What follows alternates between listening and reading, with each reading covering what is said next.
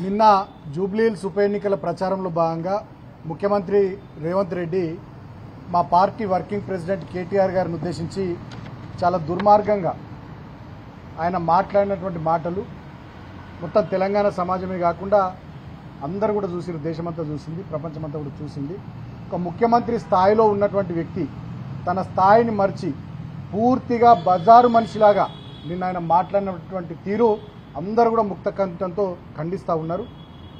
ఇవాళ 2 సంవత్సరాలుగా ఈ కాంగ్రెస్ ప్రభుత్వంలో మున్సిపల్ శాఖ తన దగ్గరనే ఉంచుకున్నటువంటి రేవంత్ రెడ్డి పూర్తి స్థాయిలో హైదరాబాద్ నగరాభివృద్ధిలో కానీ, హైదరాబాద్ను పరిశుభ్రంగా ఉంచడంలో కానీ, హైదరాబాద్లో మంచినీళ్ల సౌకర్యం కల్పించడం కానీ, హైదరాబాద్లో లా అండ్ ఆర్డర్ మెయింటైన్ చేయడం కానీ, మౌలిక వసతుల కల్పనలో కానీ మున్సిపల్ శాఖ మంత్రిగా, హోంమంత్రిగా పూర్తి స్థాయిలో విఫలమైనటువంటి ముఖ్యమంత్రి తన చేతకాని తనాన్ని కప్పిపుచ్చుకోవడానికి నిన్న జూబ్లీహిల్స్ ఉప ఎన్నికల ప్రచారంలో ఒక రోడ్ షోలో కేటీఆర్ గారిని ఉద్దేశించి ఇప్పుడున్నటువంటి నగరంలోని చెత్త అంతా వాళ్ళు చేయబట్టే వచ్చిందని చెప్పి 2 సంవత్సరాల పరిపాలన తర్వాత కూడా మళ్ళీ మా మీద నిందలేసే ప్రయత్నం నిన్న ముఖ్యమంత్రి చేయడం చాలా దుర్మార్గం. ఆ సందర్భంలో ఆయన వాడినటువంటి పదాలు, ఉపయోగించినటువంటి భాష చెట్టు కట్టేయండి, తర్వాత చెత్త నా కొడుకు, చెత్త కుండి దగ్గర ఉండాలి, ఇట్లా ఈ రకంగా ఆయన వాడినటువంటి పదాలు, ఉపయోగించినటువంటి భాష చాలా స్పష్టంగా జూబ్లీహిల్స్ ఉప ఎన్నికల్లో కాంగ్రెస్ పార్టీ ఓటమిని ఖాయం చేస్తూ ఉంది. ఆయన ముఖంలో భయం కానీ, ఆయన మాటల్లో పిచ్చి పిచ్చి పదాలు వాడడం కానీ, ఆయన బాడీ లాంగ్వేజ్లో ఆందోళన కానీ, ఒక ముఖ్యమంత్రి స్థాయిలో ఉండి తెలుగు రాష్ట్రాల్లో గతంలో చాలా ఉప ఎన్నికలు వచ్చినా కూడా ఒకసారి ముఖ్యమంత్రి ప్రచారానికి 1 గంట పూట వచ్చిపోతే ఎక్కువ, కొన్ని సందర్భాల్లో కొంతమంది ప్రచారానికి కూడా పోలే. అటువంటిది ఈయన 7 రోజుల పాటు గల్లీ గల్లీ జూబ్లీహిల్స్ ఉప ఎన్నికల్లో తిరుగుతున్నాడంటేనే ఇవాళ ఓటమి భయం పట్టుకుంది. ఈ ముఖ్యమంత్రి నేతృత్వంలోని కాంగ్రెస్ పార్టీ ఇక్కడ జూబ్లీహిల్స్లో ఓడిపోబోతా ఉంది. కాబట్టే మళ్ళీ తనదైన తరహాలో తిట్ల దండకాన్ని, తిట్ల పురాణాన్ని అందుకొని ఇవాళ ముఖ్యమంత్రి స్థాయిని మర్చి దిగజారి ఒక బజార్ మనిషిలాగా ఈ రేవంత్ రెడ్డి ప్రవర్తిస్తూ ఉన్నాడు. దానికి సంబంధించి ఆధారాలతో సహా, పెన్ డ్రైవ్తో సహా అన్ని ఆధారాలతో ఇందాకే మేము జూబ్లీహిల్స్ ఎన్నికల రిటర్నింగ్ ఆఫీసర్కి రిప్రజెంటేషన్ బీఆర్ఎస్ పార్టీ తరఫున పెద్దలు ఆర్ఎస్ ప్రవీణ్ గారు, మాజీ శాసనసభ్యులు సోదరులు శశిధర్ రెడ్డి గారు, మా విద్యార్థి విభాగం అధ్యక్షుడు గెల్లి శ్రీనివాస్ యాదవ్ గారు, ఉపాధ్యక్షుడు బాలు గారు, మా బీసీ కమిషన్ మాజీ మెంబర్ కిషోర్ గౌడ్ గారు, ఈ బృందం అంతా వెళ్లి అక్కడ రిటర్నింగ్ ఆఫీసర్ గారికి ఇవ్వడం జరిగింది. అదేవిధంగా ఎలక్షన్ కమిషన్ తెలంగాణ స్టేట్కి సంబంధించి చీఫ్ ఎలక్టరల్ ఆఫీసర్ గారికి ఇద్దామని చెప్పి ఇక్కడికి వచ్చినాం. కానీ ఇవాళ పండగ ఉందని చెప్పి వారెవరు రాలేదని చెప్పి తెలుస్తూ ఉంది. పైదాకా కూడా పోయించినాం, ఆఫీస్ క్లోజ్గా ఉంది. సో ఎట్లయితే చీఫ్ ఎలక్షన్ కమిషనర్ నేషనల్ లెవెల్లో ఎలక్షన్ కమిషన్ ఆఫ్ ఇండియాకు మేము ఇప్పుడు మెయిల్ చేయబోతా ఉన్నాం ఈ అంశాన్ని, అదేవిధంగా వీళ్ళకు కూడా మెయిల్ చేయాలని చెప్పి అనుకుంటా ఉన్నాం. ఎందుకంటే వాళ్ళు అందుబాటులో లేరు కాబట్టి మెయిల్ చేయాలనుకుంటున్నాం. నేను ఒకటే విజ్ఞప్తి చేస్తా ఉన్న మీడియా ద్వారా తెలంగాణ ప్రజలకు, 6 గ్యారంటీలు అని చెప్పి, 420 హామీలు అని చెప్పి అనేక ఎస్సీ ఎస్టీ బీసీ మైనారిటీ యువత రైతు డిక్లరేషన్ల పేరిట అధికారంలోకి వచ్చి వాళ్ళ తెలంగాణ ప్రజల్ని 2 ఏళ్లుగా వంచిస్తూ, మోసం చేస్తూ, దగా చేస్తూ తెలంగాణను ఒక విఫల రాష్ట్రంగా ఇందిరమ్మ రాజ్యంలో తయారు చేసినటువంటి ఈ ముఖ్యమంత్రి రేవంత్ రెడ్డికి, ఈ కాంగ్రెస్ పార్టీకి, ప్రభుత్వానికి ఈ నెల 11వ తేదీ నాడు జరగబోయేటటువంటి ఎన్నికల్లో జూబ్లీహిల్స్ నియోజకవర్గ ఓటర్లు 4 లక్షల మంది, 4 కోట్ల తెలంగాణ ప్రజల ప్రతిబింబంగా బుద్ధి చెప్పాలని చెప్పి ఆ దిశగా ఎక్కడెక్కడి వాళ్ళు జూబ్లీహిల్స్ ఓటర్లకు పరిచయం ఉన్నటువంటి వాళ్ళైనా, బంధుత్వాలు కలిగి ఉన్నటువంటి వాళ్ళైనా, తెలిసినటువంటి వాళ్ళైనా దయచేసి జూబ్లీహిల్స్ ఓటర్లందరికీ కూడా మీరు విజ్ఞప్తి చేయండి. ఖచ్చితంగా ఈ ఎన్నికల్లో కాంగ్రెస్ పార్టీకి కర్రుగాల్చి వాత పెట్టాల్సిందే. మనల్ని మోసం చేసిన కాంగ్రెస్ను, తెలంగాణను అధోగతి పాలు చేసినటువంటి కాంగ్రెస్ను, ఇంకా 2 ఏళ్ల తర్వాత కూడా అధికార మదంతో విర్రవీగుతున్నటువంటి ముఖ్యమంత్రికి, ఈ మంత్రులకు, ఈ అధికార పార్టీకి బుద్ధి చెప్పే విధంగా కంపల్సరీ మళ్లీ కేసీఆర్ గారి నాయకత్వాన్ని బలపరిచే విధంగా బీఆర్ఎస్ పార్టీని ఆశీర్వదించాలని, గెలిపించాలని జూబ్లీహిల్స్ ఓటర్లందరికీ తెలంగాణ వ్యాప్తంగా ఉన్న ప్రజలు మీరు గుర్తు చేయాలి. మేమైతే ఆల్రెడీ ప్రచారంలో ఉన్నాం, విజ్ఞప్తి చేస్తున్నాం, మాట్లాడుతూ ఉన్నాం, తిరుగుతూ ఉన్నాం. ఇవాళ జూబ్లీహిల్స్లో 100% బీఆర్ఎస్ పార్టీ గెలవబోతుందనే భయంతోనే ముఖ్యమంత్రి అసహనంతో, మంత్రులు అసహనంతో ఇవాళ ముప్పేట దాడి చేస్తూ ఉన్నారు. రాష్ట్రంలో వర్షాలు పడితే పట్టించుకునేటోళ్ళు లేడు, వరి కోతలు అయిపోయినాయి, వడ్ల కొనుగోలు కేంద్రాలు పెట్టినోడు లేడు. తర్వాత చేవెళ్లలో యాక్సిడెంట్ అయితే ముఖ్యమంత్రి అక్కడికి పోడు. తడిసిన ధాన్యాన్ని కొనే పరిస్థితుల్లో ప్రభుత్వం లేదు. ఇవాళ గురుకులాలు నాశనం అవుతున్నా పట్టించుకోవడానికి ప్రభుత్వం సిద్ధంగా లేదు. ఇవాళ దవాఖానలలో మందులు లేక ప్రజలు ఇబ్బంది పడుతున్నా పట్టించుకునే పరిస్థితుల్లో ఇవాళ ప్రభుత్వం లేదు, ప్రభుత్వ పెద్దలు లేరు. గడిచిన 2 నెలలుగా ముఖ్యమంత్రి, మంత్రులు, ఎమ్మెల్యేలు, ఎంపీలు, అధికార పార్టీకి చెందినటువంటి నాయకులు మొత్తంగా జూబ్లీహిల్స్ లో ఒక దండుపాల్యం ముఠాలాగా తిష్టవేసి ఓటర్లను ఎలాగైనా మభ్యపెట్టి ఏదో ఒకటి చేసి గెలిచి ఇవాళ మళ్ళా రాబోయే రోజుల్లో కాంగ్రెస్ మంచిగా ఉందని చెప్పి చెప్పుకునేటటువంటి ప్రయత్నం చేయబోతా ఉన్నారు. దీన్ని గమనించాలని నేను ప్రజలకు విజ్ఞప్తి చేస్తా ఉన్నా. ఇవాళ నిన్ననే మాకు వార్త తెలిసింది. ఇవాళ నేను తెలంగాణ భవన్లో ఉదయం కూడా చెప్పినాను ప్రెస్ మీట్లో. బాంబుల మంత్రిగా పేరు పడ్డటువంటి ఒక మంత్రి బీహార్ ఎన్నికల్లో మొదటి విడతలో పంచినటువంటి కొన్ని కుక్కర్లు తెచ్చి రెహమత్ నగర్ డివిజన్లో, ఎర్రగడ్డ డివిజన్లో 30,000 కుక్కర్లు వంచడానికి బాంబుల మంత్రి ఆయన ఖమ్మం జిల్లాకు సంబంధించిన మంది మార్బలంతో దిగిండని చెప్పి తెలుస్తా ఉంది. నేను జూబ్లీహిల్స్ ఓటర్లకు కూడా విజ్ఞప్తి చేస్తా ఉన్నా. మీకు కుక్కర్లు ఇస్తారట కాంగ్రెస్ వాళ్ళు, ఫ్రిడ్జ్లు ఇస్తారట. ఇక మీకు ఏం కావాలో తులం బంగారం కూడా మొన్నటిదాకా ఇయ్యాల కళ్యాణ లక్ష్మి కింద కానీ ఇప్పుడు ఇస్తారట. ఓటుకు 5,000 ఇస్తారట కాంగ్రెస్ వాళ్ళు. ఏమిచ్చినా తీసుకోర్రి, కాంగ్రెస్ పార్టీకి కర్రుగాల్చి వాత పెట్టి మళ్ళీ కేసీఆర్ నాయకత్వమే మాకు కావాలి అని చెప్పి 4 కోట్ల తెలంగాణ ప్రజల పక్షాన కాంగ్రెస్ కు బుద్ధి వచ్చేటట్టుగా దయచేసి జూబ్లీహిల్స్ ఓటర్లు ప్రవర్తించాలని, పనిచేయాలని, మీరు ఆ దిశగా కృషి చేయాలని మనస్ఫూర్తిగా విజ్ఞప్తి చేస్తూ, కాంగ్రెస్ పార్టీ ఇప్పటికే మా నాయకులను చాలా మందిని బెదిరిస్తూ ఉంది, గూండాయిజం చేస్తూ ఉంది, రౌడీజం చేస్తూ ఉంది. ముఖ్యమంత్రి స్వయంగా పథకాలు రద్దయిపోతాయని చెప్పి బెదిరిస్తూ ఉన్నాడు. అభ్యర్థి అయితే ఏకంగా ఇక్కడ వచ్చి పనిచేసే మాజీ ఎమ్మెల్యేలు మీరు తిరగలేరు, మీ ఇళ్లకు పోలేరు అని చెప్పి అభ్యర్థి బెదిరిస్తున్నాడు. అభ్యర్థి తమ్ముడైతే ఒక టేల దుకాణాన్ని తీపిచ్చిండు. మా నాయకుడు సిరాజ్ అని ఉంటాడు బోరబండలో, ఆయన ఇల్లు కూలగొట్టిర్రు. రేమత్ నగర్ లో మా నాయకుడు ఉంటాడు సమద్ భాయ్ అని చెప్పి 10 సంవత్సరాల నుంచి అరటి పండ్ల బండ్లకు అరటి పళ్ళు సప్లై చేస్తుంటాడు. 10 సంవత్సరాల నుంచి నడుస్తున్నది ఆయన షెడ్డు, ఆయన వ్యవహారం బోరబండలో, మన ఎర్రగడ్డలో, శారదా నగర్ ఏరియాలో, ఆ సొసైటీ ఏరియాలో. దానికి నోటీస్ ఇచ్చిర్రు జిహెచ్ఎంసీ డిప్యూటీ కమిషనర్. మా మాజీ కార్పొరేటర్ రేమత్ నగర్కి సంబంధించి షెఫీ, ఆయనదో హోటల్ ఉంటుంది జైరాబాద్ రూట్లో, దాని మీద ఫుడ్ ఇన్స్పెక్టర్ ఆ సిబ్బంది దాడి చేసిర్రు. తర్వాత వెంగళరావు నగర్లో చంద్రశేఖర్ అని హాస్టల్స్ ఓనర్ అసోసియేషన్ ప్రెసిడెంట్ ఉంటాడు, ఆయనకు ఫోన్లు చేసి బెదిరిస్తూ ఉన్నారు పోలీసు వాళ్ళు. వాళ్ళ పోలీసు రాజ్యం అయిపోయింది, జూబ్లీహిల్స్ అంతా గూండా రాజ్యం అయిపోయింది. మరి దీనికి బుద్ధి చెప్పే విధంగా జూబ్లీహిల్స్ ఓటర్లు గట్టిగా నిలబడాలని చెప్పి నేను కోరుతా ఉన్నా, విజ్ఞప్తి చేస్తా ఉన్నా. వాళ్ళు ఎంత బలప్రయోగం చేసినా, ఎన్ని రకాలుగా ఓటర్లను ప్రలోభపెట్టే, మభ్యపెట్టే కార్యక్రమాలు చేసినా ఓటర్ చైతన్యం ముందు, తెలంగాణ బిడ్డల చైతన్యం ముందు కాంగ్రెస్ పార్టీ తట్టుకోలేదు.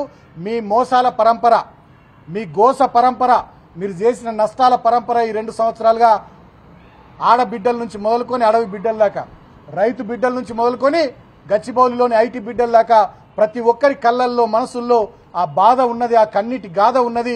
హైడ్రా పేరిట మీరు కూల్చిన పేదల బతుకుల నుంచి మొదలుకొని కాళేశ్వరం ప్రాజెక్టు కూలిపోయిందని చెప్పి మీరు ఆ కూలిపోయిందనే నెపంతోని తెలంగాణ రైతాంగాన్ని గోసబెట్టిన తీరు వరకు, హైదరాబాద్లోని హైడ్రా విధ్వంసం నుంచి గ్రామాల్లో జల విధ్వంసం దాకా, రైతన్న విధ్వంసం దాకా ఇవాళ ప్రజలందరికీ అన్ని విషయాలు గుర్తున్నాయి.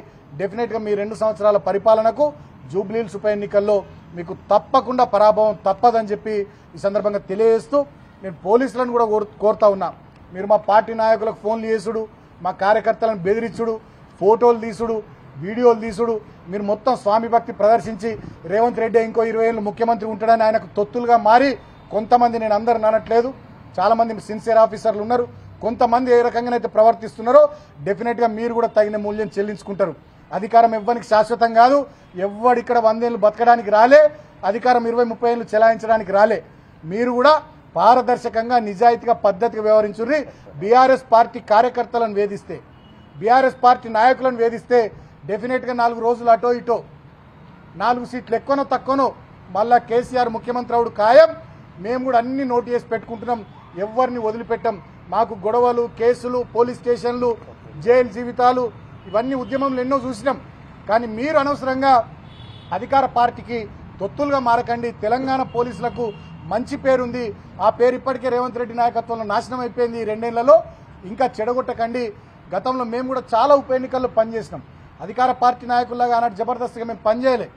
స్వయంగా నేను పెదవూర మండలం ఇన్ఛార్జ్ ఉన్నా నాగార్జున సాగర్ ఉప ఎన్నికల్లో.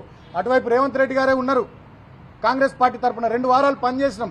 అటువైపు వాళ్ళు ఇటువైపు మేమేం జూలుం చేయలే, అధికార దర్పం ప్రదర్శించలే. ఇన్ఫ్యాక్ట్ రేవంత్ రెడ్డి గారు నేను ఒక ఊర్లో మేము ప్రచారంలో ఎదురెదురు పడితే చేతులు కూడా ఊపుకున్నాం తప్ప ఎన్నడూ కూడా పిచ్చి పిచ్చిగా బెదిరించడాలు, దౌర్జన్యం చేయడాలు, రౌడీయిజం, గుండాయిజం చేయలే. కేసీఆర్ నాయకత్వంలో తెలంగాణ ప్రశాంతంగా ఉండే 10 ఏళ్లు. ఇవాళ హైదరాబాద్లో ఏమవుతుంది, డీసీపీ మీదనే దాడి చేసే పరిస్థితి. డీసీపీ దవాఖానలో వండుకుంటే డీజీపీ పోయి పరామర్శించే పరిస్థితి వచ్చింది. పట్టపగలే మానభంగాలు, హత్యలు, చైన్ స్నాచింగ్లు, ఇవాళ అల్లకల్లోలంగా హైదరాబాదు తయారైపోయింది. మరి ఈ పరిస్థితికి, దుస్థితికి కారణం ఎవరో, గతంలో ఈ రౌడీయిజాలు, గుండాయిజాలు, ఇటువంటి దుర్మార్గాలు హైదరాబాద్లో ఉండేనా ఒకసారి హైదరాబాద్ ప్రజలు కానీ, జూబ్లీహిల్స్ నియోజకవర్గ ఓటర్లు కానీ ఆలోచించాలని చెప్పి నేను కోరుతూ, ఇవాళ ఇటువంటి సందర్భంలో ప్రధాన ప్రతిపక్షంగా ఇవాళ అధికార పార్టీ చేసే ఆగడాల మీద, దౌర్జన్యాల మీద ప్రతి అంశంలో డెఫినెట్గా మేము ఎలక్షన్ కమిషన్ను నమ్మి వాళ్లకు రిప్రజెంటేషన్స్ ఇస్తున్నాం. ఎలక్షన్ కమిషన్ కూడా పారదర్శకంగా ఉండాలి, పద్ధతిగా ఉండాలి, చొరవ తీసుకోవాలి. ప్రజాస్వామ్యంలో అధికార పక్షానికి ఎంత బాధ్యత ఉంటుందో ప్రతిపక్షానికి కూడా అంతే బాధ్యత ఉంటుంది. కాబట్టి ఆ బాధ్యతను మేము నెరవేర్చే విధంగా సమాన ప్రతిపత్తి ఎన్నికల వాతావరణంలో ఈ ప్రజాస్వామ్యంలో అంబేద్కర్ మహానుభావుడు ఇచ్చిన రాజ్యాంగ ప్రకారం అది కొనసాగే విధంగా ఎలక్షన్ కమిషన్ కూడా చొరవ తీసుకోవాల్సిందిగా నేను ఎలక్షన్ కమిషన్ కూడా విజ్ఞప్తి చేస్తా ఉన్నా. ఇప్పుడు పార్టీ జనరల్ సెక్రటరీ సీనియర్ నాయకులు ప్రవీణ్ గారు మాట్లాడతారు.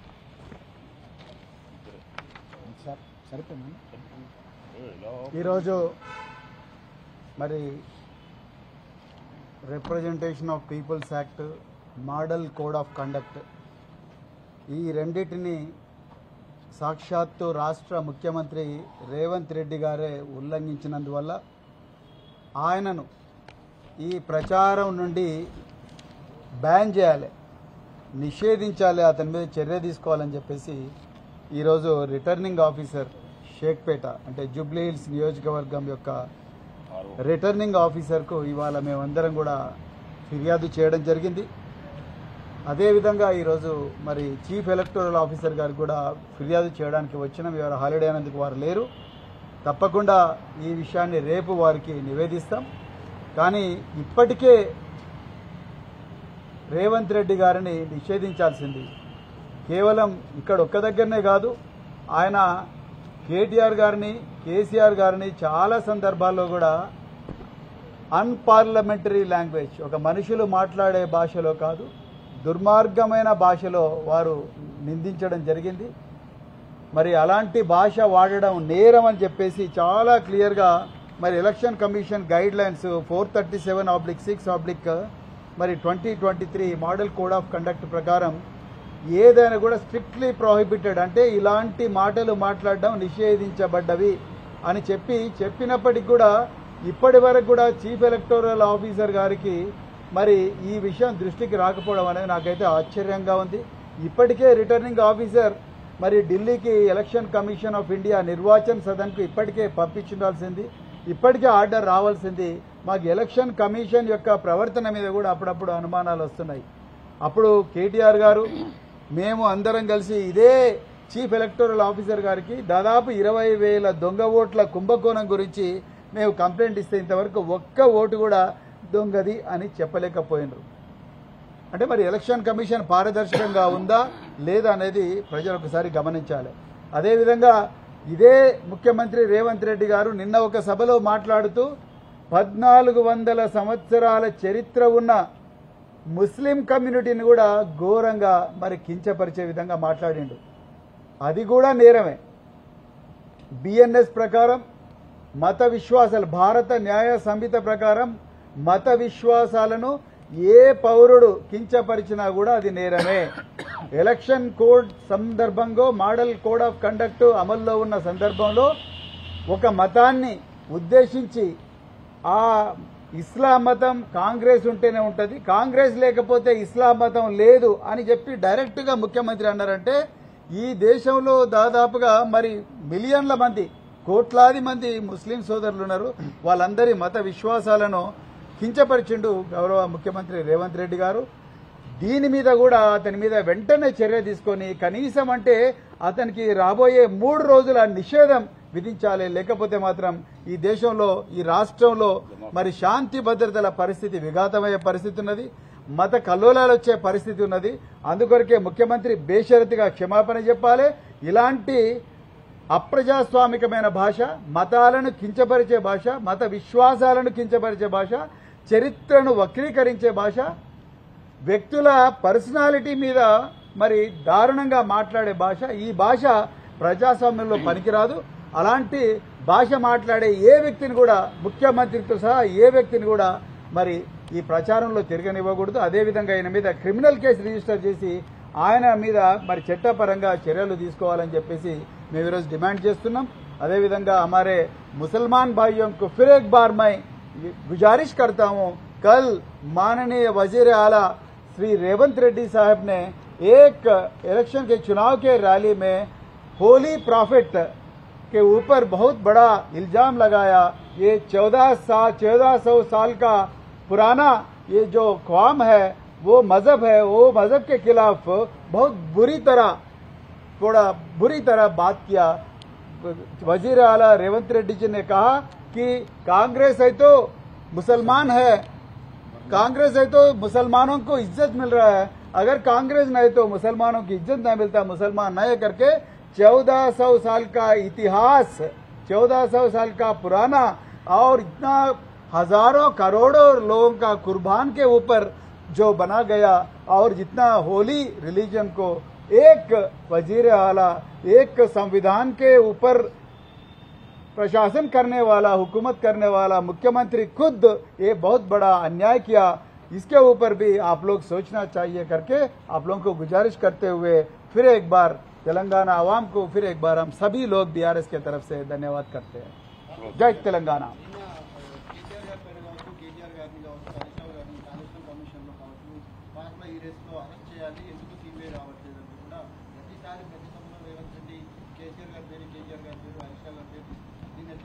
అంటే కేసీఆర్ గారిని, కేటీఆర్ గారిని, హరీష్ గారిని నిద్రలో కూడా రేవంత్ రెడ్డి తలుచుకుంటాడు.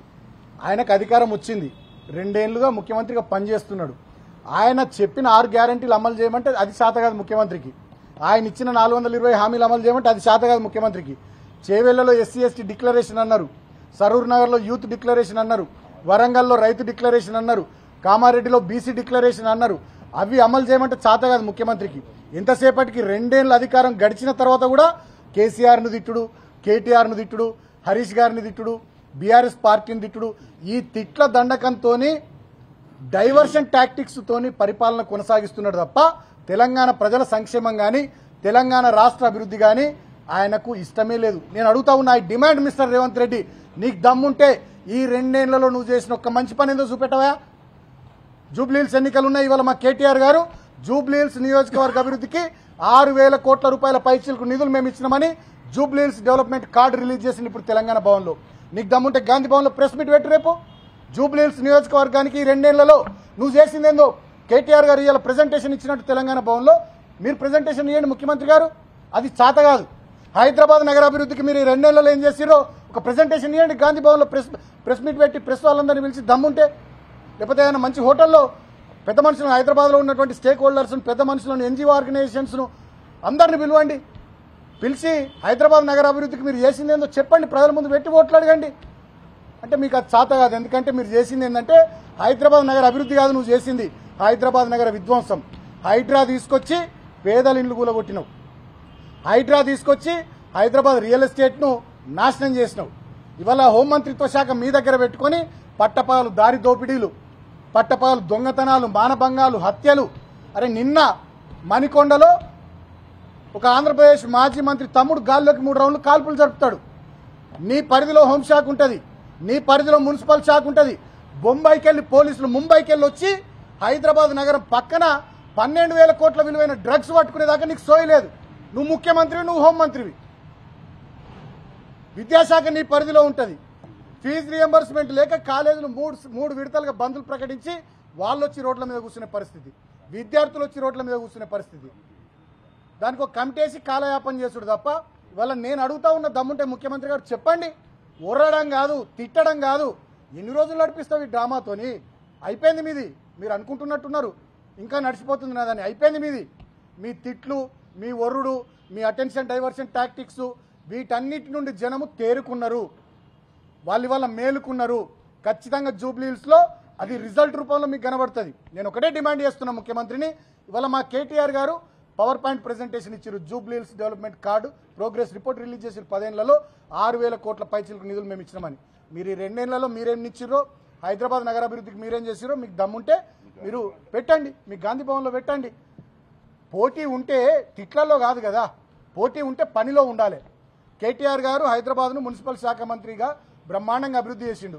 10 ఏళ్లలో కేటీఆర్ గారు మున్సిపల్ శాఖ మంత్రిగా వారి పనితీరుకు సంబంధించి ఇవాళ హైదరాబాద్లో కట్టిన ఫ్లైఓవర్లు కానీ, అండర్ పాస్లు కానీ, మార్కెట్లు కానీ, శ్మశాన వాటికలు కానీ, చిల్డ్రన్ ప్లే ఏరియాలు కానీ, పార్కులు కానీ, ఇవన్నీ కేటీఆర్ గారి యొక్క పనితీరుకు నిదర్శనాలుగా కనబడుతున్నాయి. పారిశ్రామిక శాఖ మంత్రిగా, ఐటీ శాఖ మంత్రిగా వారు తెచ్చిన పెట్టుబడులు, వారి హయాంలో కట్టినటువంటి అతిపెద్ద స్టార్టప్ ఇంక్యుబేటర్ ప్రపంచంలోనే టీ హబ్ కానీ, టీ వర్క్స్ కానీ, అదేవిధంగా వచ్చిన ఇన్వెస్ట్మెంట్స్ కానీ ఇవన్నీ కూడా కనబడుతూ ఉన్నాయి. ఏరోస్పేస్ రంగంలో, ఫార్మా రంగంలో, డిఫెన్స్ రంగంలో, ఐటీ రంగంలో, హార్డ్వేర్ రంగంలో హైదరాబాద్ ఎక్కడికి పోయింది, ఎంత ఎదిగింది, ఇదంతా కనబడుతూ ఉంది వారి పనితీరుకు నిదర్శనం. ఈ 2 ఏళ్లలో మీ నాయకత్వంలో ఏం జరిగిందో మీరు చెప్పుకోరాదు జర్రా. జూబ్లీహిల్స్ ఓటర్ల కన్నా చెప్పు, మాకు చెప్పకుండా ముఖ్యమంత్రి గారు హైదరాబాద్ ప్రజలకన్నా చెప్పండి. అది శాతగాక కేసీఆర్ను తిట్టుడు, కేటీఆర్ను తిట్టుడు, హరీష్ రావును తిట్టి నీ నోరే నొత్తారు తప్ప నీకు ఓట్లు రావు. ఇంకా మీరు మారండి, అర్థం చేసుకోండి, గమనించండి.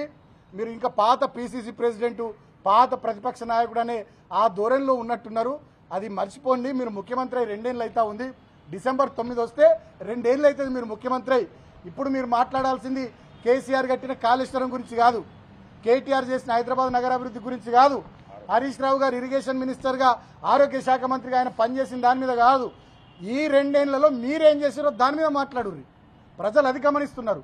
మీ నుండి ప్రజలు అది కోరుకుంటున్నారు. అది ఇడ్సబెట్టి కేటీఆర్ను చెత్తకుండి కాడ నిలబెడతా, కేసీఆర్ను జైల్లో పెడతా, హరీష్ రావు మీద ఇంకో కమిషన్ వేస్తా, గివెవరు పట్టించుకుంటారండి? ఇవాళ మీరే రోజు రోజుకు ప్రజల్లో పలుచనైపోతున్నారు. ముఖ్యమంత్రి స్థాయిని దిగజారుస్తున్నారు. నేను అడుగుతా ఉన్నా రేవంత్ రెడ్డి గారు, ఎన్టీ రామారావు గారి నుంచి మొదలుకొని కేసీఆర్ గారి దాకా ఇంతమంది ముఖ్యమంత్రులను తెలుగు రాష్ట్రాలు చూసినాయి. ఒక్క ఉప ఎన్నికలో 7 రోజులు ప్రోగ్రాం పెట్టుకున్న ముఖ్యమంత్రి ఉన్నాడా అండి?